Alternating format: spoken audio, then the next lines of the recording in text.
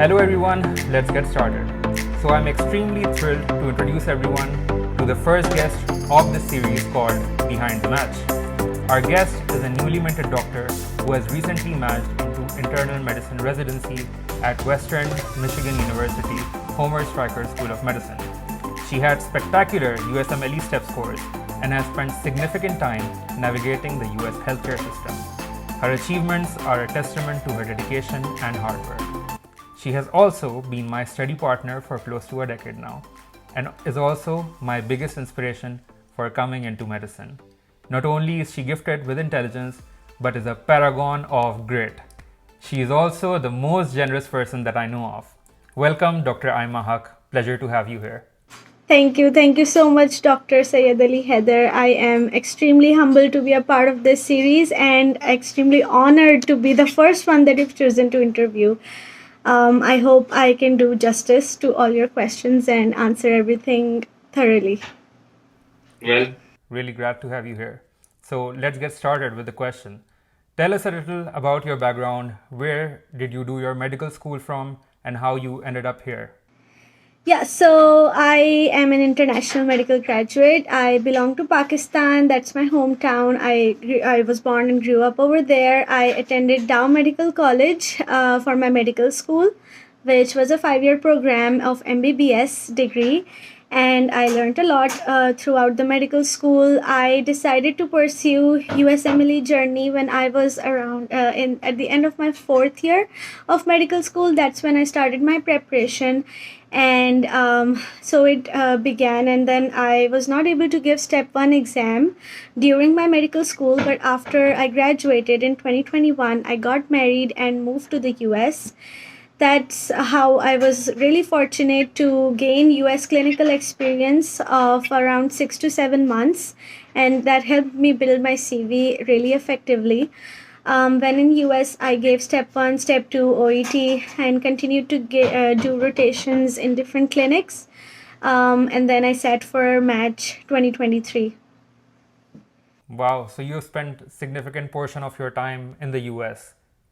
That is one reason why I was able to gain a lot of US clinical experience. Right. So also for a lot of our international medical graduates, did you complete your house job? No, I did not pursue house job because I chose this pathway of just moving to US because I had an option. I got married and then I moved here, and then I just continued my observerships and stuff over here. Right. So you found no difficulty. No difficulty because there was a ECFMG has introduced 6 different pathways, and I was eligible for pathway number 2 for the 2023 match, which was that if you did not do house job, then they will accept OSCEs as equivalent to it, as equivalent to basically not having a license, a permanent license of your home country. And that was for graduates before, for graduates after, or like equal or after to 2021. So I was eligible for that, so I applied through pathway number 2. And there's another pathway number 6, which is also applicable for those who haven't done their house job and those who don't have permanent license for their country back home. And that is through the mini clinical evaluation exam, which is basically an evaluation done by the physicians of either US or your home country, whichever. I think 3 evaluations are required to fulfill that requirement, and then you can submit that to while applying for ECFMG certification, and that is also a pathway which is very good for those who don't do house job. Right. Excellent. Excellent. So what was your specialty of choice and why did you choose it? This is actually a very good and important question for interview prep as well. But my pathway, my what do you call it, specialty that I chose was internal medicine, and I have been interested in internal medicine for a very long time. My passion became more pronounced when I was in medical school and I attended different wards.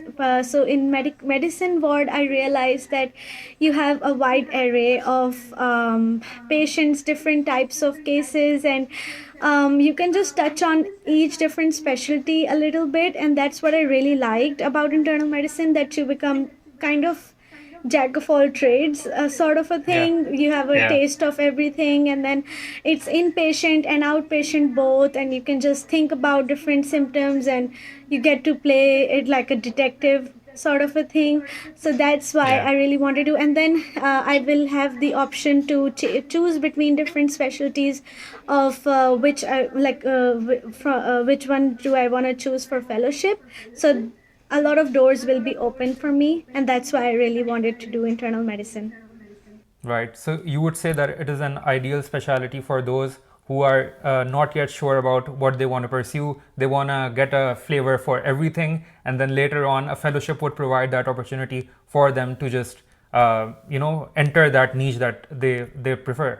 Definitely, exactly. And like some people don't know, like for example, me, that if I want to do inpatient or outpatient, they will always have that choice to go into primary care after internal medicine residency as well. So it's a Yeah. very good choice to keep your options open. Right. Excellent. Excellent. So let's talk about your USMLE exam experience. Right. So you gave your steps in the US, and you obviously scored like 250 plus in both exams, which was like it's amazing and like really inspiring for everyone. So what would be the number one advice that you would like to give to future applicants regarding their USMLE exams? So addressing the first part of your question, how was my experience of USMLE exams in US? USMLE exams are notoriously difficult and challenging for everyone. It's not just me, and it was difficult as usual. But I think uh, what my number one advice would be is to be consistent. I think USMLE is a long journey, and exams tend to get very overwhelming. Especially the preparation tends to get very overwhelming because there's a lot of stuff. There are a lot of resources, and even if you make a schedule, like do make a schedule and try to have a rough idea of when you want to place things out. Like this month I should be done with this, this month I should be done with this. Like there should be a macro schedule and a micro schedule. So do start with the macro schedule, that okay, I should be done in these months this much, and then might come down to every day. Like this day I should be done with this many questions of your world, and just like weekly schedules like that. And obviously it's very hard to stay on schedule, but do make sure that you're roughly around the timings that you've chosen for yourself. There will be days that you're gonna face challenges. Life comes along the way. It's not easy to just keep studying all the time, but make sure that you come back to it and be consistent with, like, every day counts. So just do everything, and reward yourself for little achievements as well. Right. So let's also talk about some of the resources that you used to get this score. Yeah, definitely. So everybody has different approaches. I really like to study using pictorial videos, if that's what it called. Like I think my visual memory is more than my just reading memory. So I think I really benefited from Sketchy Micro and Pixarize for biochem as well. It's not like I did all of the videos, but a few of them really helped me to memorize some of the biochem diseases like Crab disease and Gaucher disease. I gave my step 3 recently, and I still kind of watch those videos again. So they have been really helpful. Otherwise, UWorld is the number one. UWorld and First Aid and Pathoma are the number one resources. Everybody knows that for step 1. So talking about approaches, Some people find that for reading first aid first, like all of it along. Oh yes, and boards and beyond. They have been really helpful in understanding first aid, especially for step 1. What I used to do was I watched Boards and Beyond videos and then read first aid chapter along with what I saw the video of, and that was really helpful to memorize and understand things, because first aid is a very dense book, which I felt it was not very easy to understand just by reading.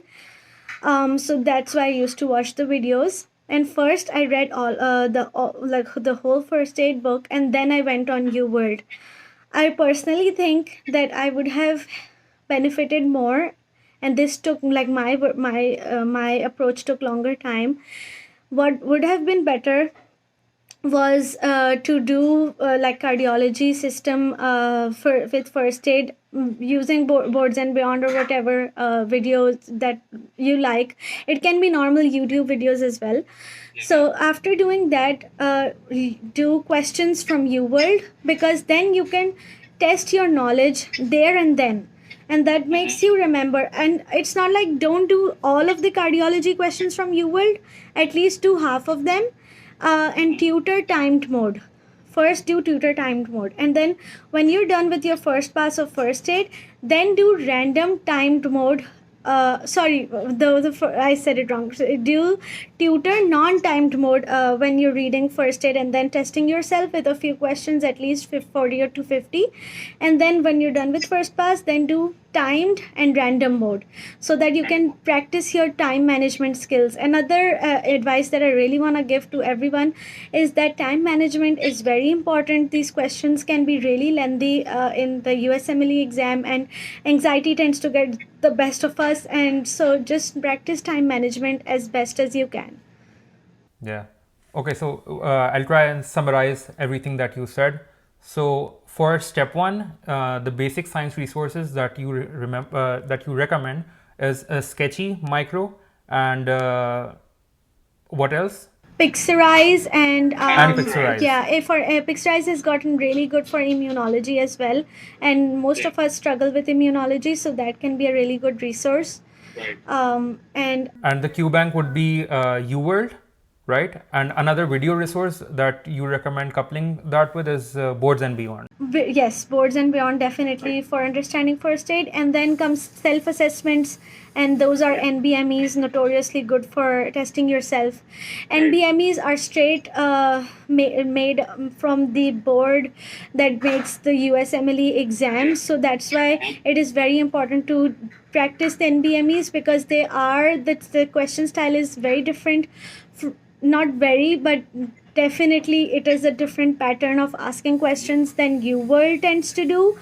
So the real exam is a mix of both, but it's very important that you know how to answer NBME style questions. I did not answer about step 2. Step 2 is mostly UWorld. I only did UWorld questions, and that was enough for me. The QBank is very long. It's like I think 4,000 questions. So even if you just go about in random timed mode, practice all of them, it should be enough. And do make sure that you give step 2 as close to giving step 1, because the knowledge is fresh, and a lot of that helps you in answering step 2 questions. Even right. So how much time would you say would be adequate after step 1 to give step 2? People have done it in 1 month and 2 months. I personally would say 4 to 5 months are enough. Right. And considering that step 1 is pass fail now, and there's a higher weightage on step 2. Yeah, even though I think 4 to 6 months is enough, because I say that because step 1 knowledge is very important to, and as you go farther from the step 1 exam that you attempted, the knowledge you keep on forgetting, because step 1 is a lot of memorization, so you tend to forget a lot of stuff. But so that's why doing questions quickly and 5 to 6 months is enough. But if your preparation is not up to the mark and you think that you are not doing good in self assessments, then yes, do wait and try to do more questions, do U-word questions again, because step 2 has a lot of weightage, as I've seen in the math cycle this time, that step 2 has gotten a lot of importance. The score has gotten a lot of importance, so it's very important that you score good in step 2. Right. So step 2 score is also, people say that it's the new step 1, right? Yeah. And from your experience going through the match, that your experience has resonated with this finding, right? Definitely. I think after the match cycle, all of me and my friends, we used to talk about what was we he kept on thinking. It was like a puzzle. Why did this person get so many interviews, or why did this person not get any interviews? So this is the conclusion that we've reached. I think step 2 score was a huge role player, and second comes step 3. If you've given step 3, that definitely puts you on an edge from other. Right. So you should apply. You should apply for the match along with the step 3 score. Is that also what you recommend? I say that because of two things. Because what I've seen in the last match cycle, that step 3, those who gave step 3 and they applied with the step 3 score. That means you give it before September and then you get the score, you apply with it. So that gives you a lot of edge from other candidates. And I've seen my friends who gave step 3, and I've seen my friends who gave step 3 after the application was submitted. They weren't treated the same, like in terms of interviews. The other thing that I say that I'm in favor of step 3 is because of visa status. Those who are visa requiring, even those programs that give H1, and there are some programs that say they will give H1 to preferred candidates. So those preferred candidates are the students who have given step 3. Like step 3 is a major requirement for H1 visa, and H1 visa has priority over J1. Okay, excellent. So now let's shift gears and talk about research a little bit. We've seen that research has become really important in the match process, and the mean number of articles, they have also steadily increased. Going through the match, what has been your experience regarding research, and should applicants who are applying to internal medicine obsess over research courses or try to get as many research publications as possible? So yes, I used to think that research was a huge deal breaker in terms of match process, like in terms of a candidate CV scoring and everything. But I think it's not a yes or no it's not a deal breaker, but it definitely puts your CV, it enhances your CV. But this is also coming from an internal medicine candidate. Yeah. If you are radiology or surgery or anesthesia, if you're applying to any competitive specialty, then research becomes really important, because then that is what will put you apart from other candidates and will show your interest in that specific specialty. So there's the NRMP data, which shows you for every match how many research articles were on an average required, or for the matched candidates, how many research articles were there for each specialty. I really recommend looking and going through that, and then going about forming your CV. For internal medicine, I think so 3 to 4 articles are enough. for to show that you have an interest in research. Another thing that really helps, like research, why research is so good, is because it's a really good icebreaker. Like I had a research on meta-analysis on COVID-19 patients who were hospitalized, and that research was like many interviewers asked me about it. I don't know why, but a lot of them were interested in knowing about that research, how I did it, what was my role in it. So you can talk a lot about it if you've played a good role in it. So, and I was the first author in it, so I could talk about forming the team, and then it helps show your team leadership and that your teamwork, that you're a good team player, and that you wanna know different kind of things. It shows it really enhances your skills. And then I also presented the poster. So if you're doing any research, try to make sure that you are also presenting it somewhere, because that's a different kind of experience that you can showcase during your interview.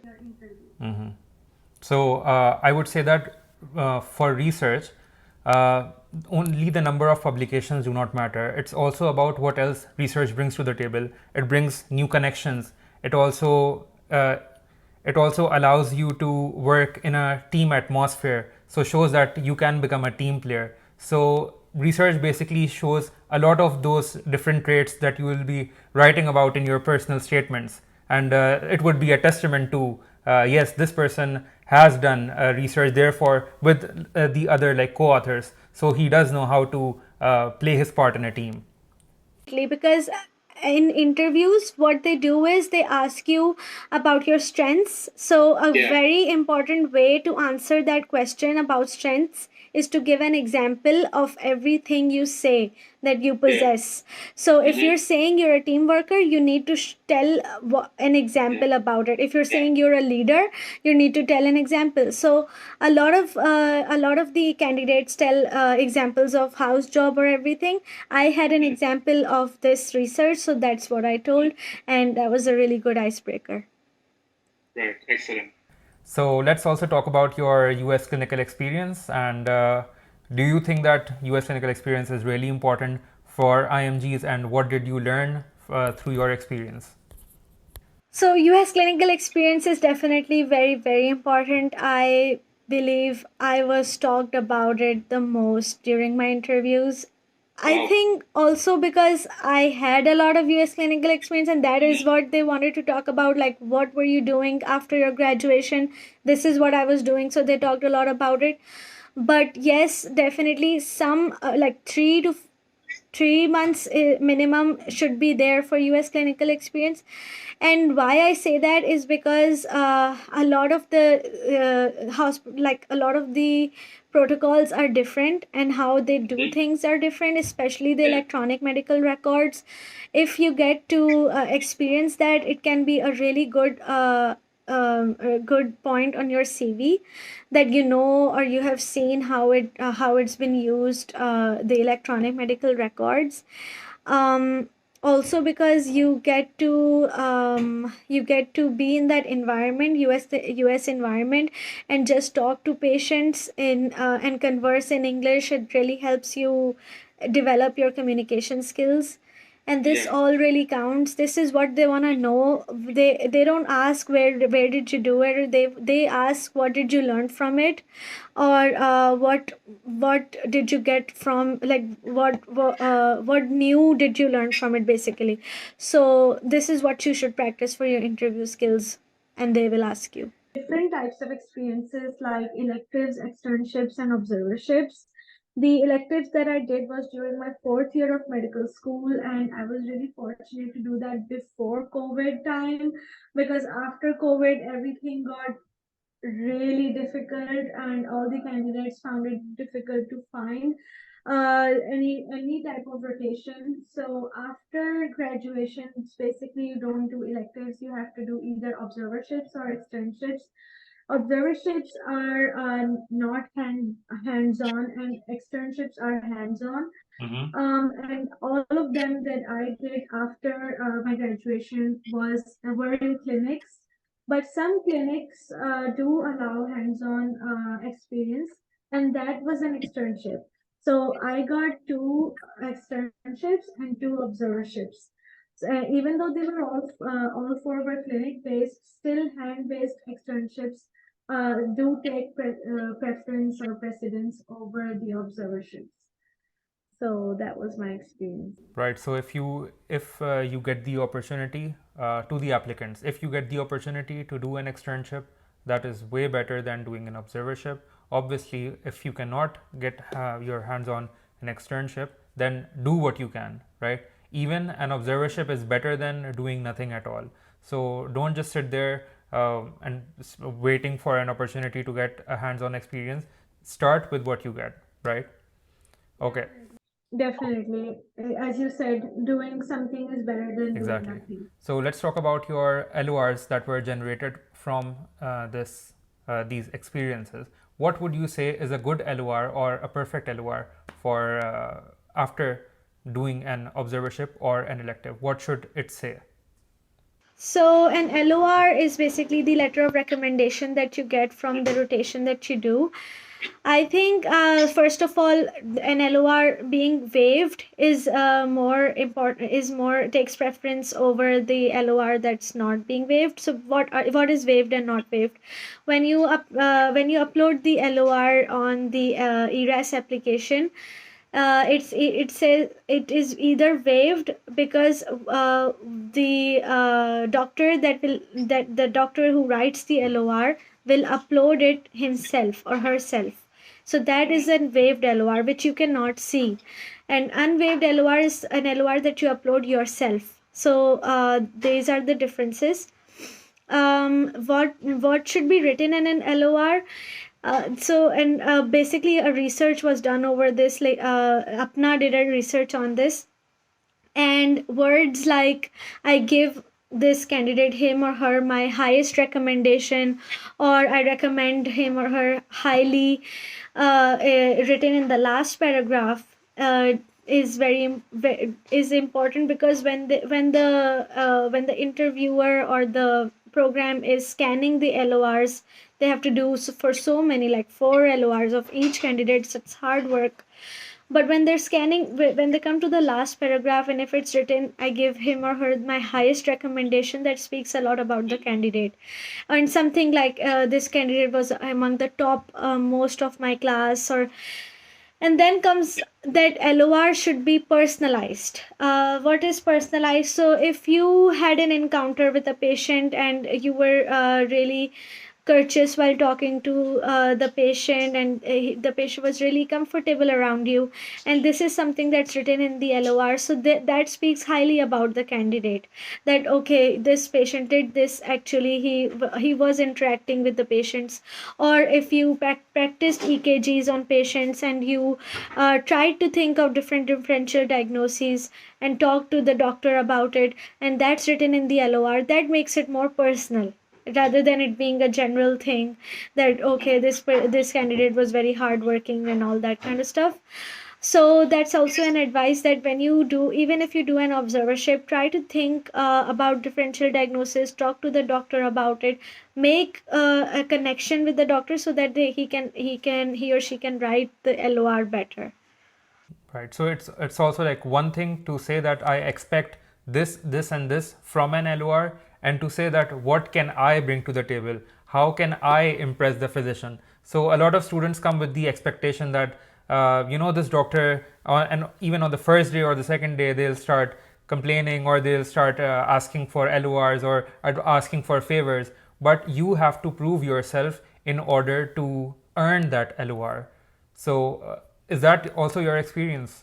Yes, so I asked for my LORs like in the last week, even though everybody told me that start talking about it in the beginning. But I just thought that it's not fair. I mean, it doesn't make any sense. I just started. The doctor doesn't know me. what will he start? And I just start nagging him. He's so, like, the doctor is also very busy. Why should I start just talking and begging him, like, in the beginning, that don't, please, can you give me an LOR?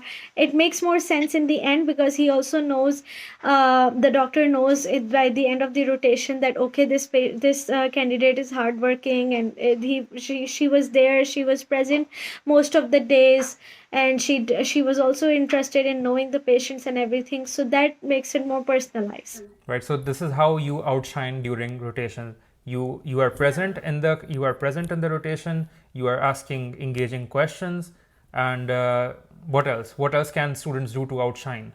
So, if you are fortunate enough to get a hospital based or university based observership or externship or electives, then you also get to use the electronic medical records. So if you do get the chance to do that, then make sure you make most of it, because then they can write that in the LOR that this candidate used this electronic record. So that is a very valuable tool for the program, because if you already know how to use it, or you know, you have a know-how of it, so that also brings a lot to the table. Excellent, excellent. Okay, so let's talk about the match, right? Let's talk about your match timeline. When did you apply for ERAS?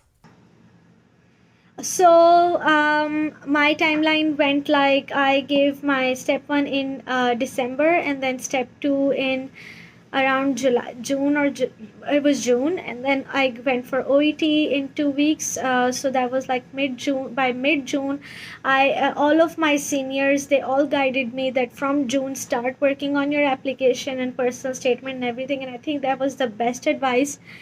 And I was a little late. I started in mid June, but that was still a very good time to start. And I think I would recommend most everybody to do that, because in the beginning you're also overwhelmed about how to do things. You don't know stuff, so it takes a lot of time to, not a lot, but it takes time to process the information. That okay, this is the ERAS application, this is the personal statement, this is the LOR. You have to gather a lot of documents and everything. So start working from June. And what I did was that I started on personal statement and the application, the ERAS application, as soon as it becomes open. Write your personal information, and then what you have to do, basically the application is what becomes your CV. It automatically populates into it. So your work experiences, your volunteer experiences, your research experiences, you have to write a little bit about each of the experience. So be it in bullets or paragraph, you have to mention what you did, what you learned from it, how did you spend your time doing that volunteer work, for example. So you start writing those things, because then that you will edit it along the way. Right. Right. So it's imperative that the applicants starts with their ERAS timeline. It should start from June, and because it will obviously take time to gather all the documents, and that's exactly what you did. So you also mentioned personal statement. This is a word that haunts many applicants. It is easier for some other people. When you start writing your personal statement, like, what would you say are your tips on writing the perfect personal statement? How do I express myself through my personal statement? So personal statement was definitely something that I was also very worried about, because it's just, how do I tell about myself in one page, and what do I even write about myself? So I think I don't know about the perfect personal statement, but what tips I got and what I learned along during my journey is that, first, listen to everybody that who just I just attended every single seminar, watched a lot of YouTube videos and everything. But don't just don't open a sample of personal statement and start writing it. Do watch some videos to get a know-how about what needs to be written. Like, okay, I need to write about my story, definitely how it began, what made you what inspired you to choose medicine, and then what inspired you to choose this specific specialty that you're applying to. What was your what was something that happened during your medical school, what really inspired you, what happened after medical school. And then in the last paragraph basically just sums it all up and everything. So first, yes, do watch some videos and then write a first draft without reading any other personal statement. Make sure you get everything that comes to you from your heart, however it is, even if it is disconnected, every paragraph is disconnected, just write it. That should be your first draft, and then start editing it, and things will start to play out better. Also ask for different personal statements, samples from your seniors, your colleagues, whatever, their personal statements, and then find out what is missing from your personal statement. One thing that's very important is the flow, that every it should be like, it shouldn't be a disconnect, like first paragraph you're talking about something else and then the second is completely different. It should be like a good flow in the paragraphs. Third thing that's very important is the grammar. There should be no grammatical error along the match process. I got a subscription for Grammarly, and that was very helpful and something that I highly recommend.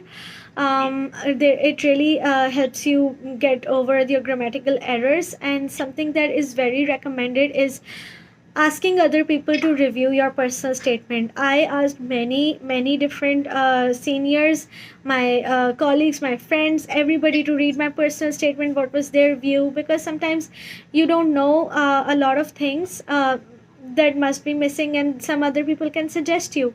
But it's also very important not to take everybody's opinion on things, because you do need to portray your own story. And sometimes some people say things that will contradict your story, so that's not you.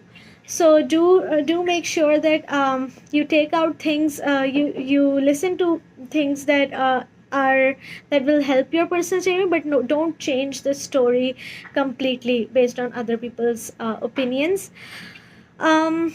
I wrote about 40 different drafts, so that was only possible because I was working on it for about 2 or 3 months. So that is why it is very important to start working on it early on. Right.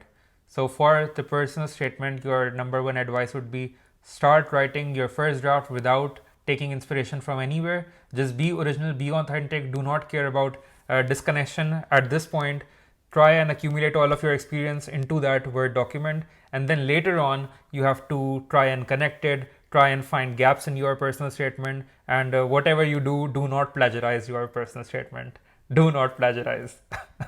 Another thing that's very important is if you know any US local, any cousin, any friend, so ask him or her to read it or review it, because they know their language much better than we do.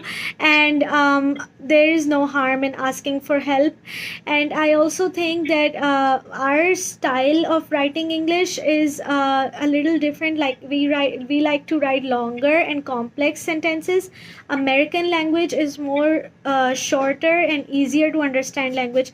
One advice that I got during my journey was that ऐसे लिखो कि sorry for Urdu, but ऐसे लिखो कि किसी छोटे बच्चे को समझ आ जाए. Like a 4-year-old can understand your what you're saying. So they like to write it in very easy terms, and that's what's important. Right, excellent. That was some really precious and great advice. Let's move on to your rank order list. So you interviewed with a lot of programs. What factors should you consider when creating your rank list for residency programs? Yeah, so rank order list is very subjective, I believe. Everybody's preferences and priorities are different. But if I'm coming to talk about international medical graduates, talking from their perspective, if they don't have any geographical ties, So, what should be the most important thing? Um, Visa status is very important for an international medical graduate who are visa requiring. If there is an option that they have H1 visa programs, so that definitely takes preference over J1. I am not a huge visa expert because I was not visa requiring, but these are the things that I've gathered from the different seminars that I've attended. My mentor was Dr. Umar Tariq, and he was a huge like, apart from all the other seniors that have helped me, he was the mentor that has who has guided me a lot. And his guidance was that H1 is really important because H1 visa can be converted to a green card more quickly than J1 can. So that's the number one thing. Number two is the vibe. It sounds very weird to that what who cares about the vibe? If the program is university program, it's obviously much better. But no, things are, you when you give the interview, the vibe you get is very important, and it's therefore very very important that when you having that interview, right after you have it, write notes about what happened during the interview. What did you feel about it? Is there something that you think that was a red flag, or something that you don't like? Just write it, because at the end of the at the time of ROL submission, you might not remember all of it.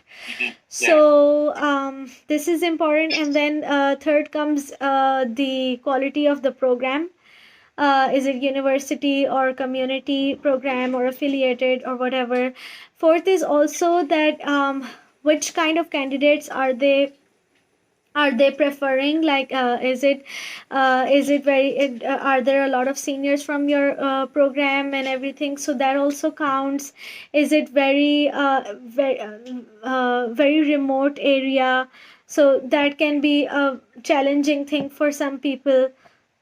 All of these things are important, I think. And then if you have any family near to any program, any geographical ties, then that becomes the priority. Like it was for me, if my priority was Chicago because my family was in Chicago, so I centered all my ROL according to it.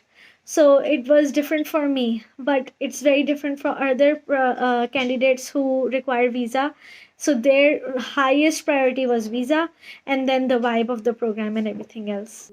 Right. So how do you gauge the vibe? How do you gather the information about the culture and the atmosphere of the residency program? So when the interview process starts, they hold the resident session basically. So that's when you ask a lot of questions about what do you guys do for fun, or just the general I would say aura of the residents. Even though it's a virtual interview, but still you tend to understand what they are trying, like if they're talking among themselves and making inside jokes, it automatically feels like, okay, they're friends, they are talking and they're having jokes and everything. But if they're all just sitting and asking questions in a serious mode, so that tends to give off a vibe as like, okay, they're very serious or something. So that is what I understood. My program was really supportive in this sense.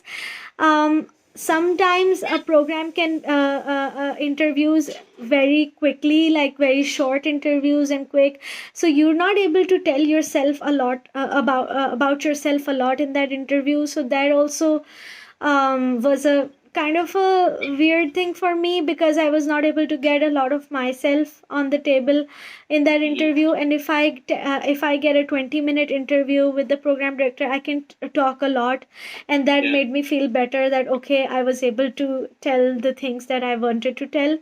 So that was. And then some programs are very supportive, and they ask questions in a friendly way, so that gives off a good vibe as well.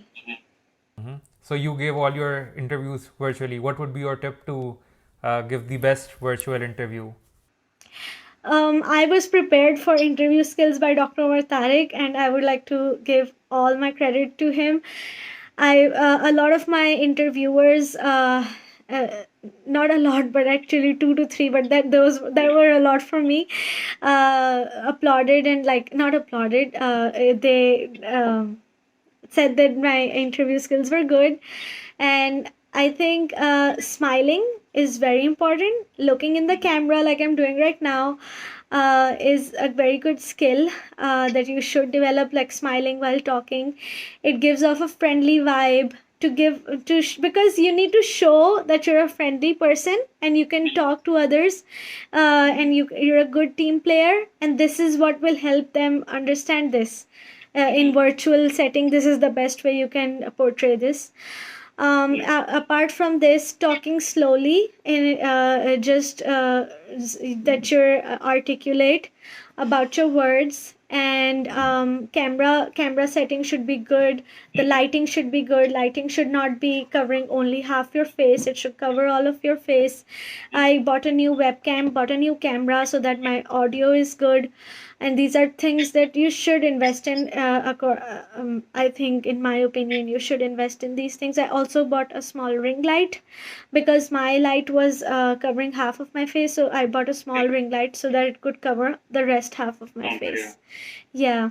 So apart from these, my interview tip would be to write questions and answers of some at least 10 or 11 most general questions. Like, some questions are obviously asked: tell me about yourself, strengths and weaknesses, what made you choose this specialty, what inspired you to become a doctor, how was your clinical experience, US clinical experience, what would you tell about your research. Not all of these questions are asked in all of the interviews, but just preparing for them and writing the answers and with the examples and everything gives you a good idea of what you have to speak. And so if they even ask any other question, if you've prepared for the other ones and you have an example in mind, you can use that example in the other question. So that is why I think that really helped me to come up with many different examples which I can use. Because if they just ask you on the spot, oh yeah, there are a lot of behavioral questions like, okay, so what if you have a conflict with a friend? How did you manage that? So you can say, oh, I'll manage it this way, this way, this way. Okay, can you give me an example? So these are the kind of examples that you should think beforehand so that you can use them in the interview later on. Right. I mean, that was some great advice, and I think programs are looking for humans and not robots. At the end of the day, they have to work with you during night shifts, during calls, and one day after the other, and they don't want to spend their time with someone who is stubborn, who is not friendly, who isn't fun to work with. So those are some traits that you need to develop in order to become a successful physician and also like a successful human. Okay, so I have seen you for the past 10 years grinding and working as hard as you can. You've been an inspiration for me personally. So I would, on a personal note, I would like to ask you, how do you develop the grit to push through adversity? That's a really good question. And this is another tip. If there is a question that is hard or requires you to think, ask for time. Like, okay, this is a really good question. Can I have a minute to think about it? Do say this. They appreciate it. They appreciate the honesty. Okay. So coming back to the question, I think as a Muslim, prayers have been a huge part of me, helping me to push through difficult times. A lot of my difficulty revolved around being away from family, because after I got married, I moved here to the US. I missed my family and friends a lot, and then I had to give exams as soon as possible, because the maths, it gets worse as time goes on from your graduation. So I think it's very important to give yourself a break and do connect with family as like on calls. Tell them how you're feeling, and just let them know that you're missing them. And even talking to them helps.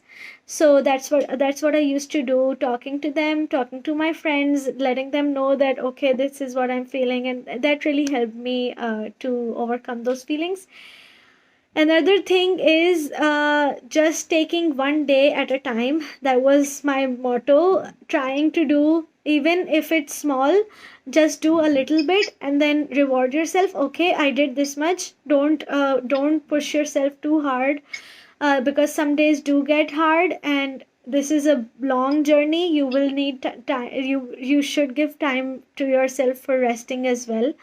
So that is important. And just finding out ways to reward yourself. Like I used to do 10 questions. Like for example, if I set my schedule of 40 questions a day, so after 10 questions I used to watch an episode of a sitcom. I liked sitcoms, so they were 20 minutes long, so that was a good break for me. For example, Modern Family, so I did 10 questions, I can watch an episode now.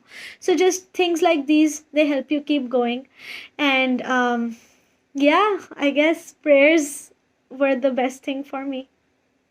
Yeah, I mean, when you look at achievements from afar that are like mountains, and one day that you aspire to climb this mountain, people tend to think that this just developed over time. But in reality, it is mostly about micromanaging your everyday and taking it one step at a time, developing good habits, rewarding yourself, and not being really harsh on yourself, and getting up from adversities.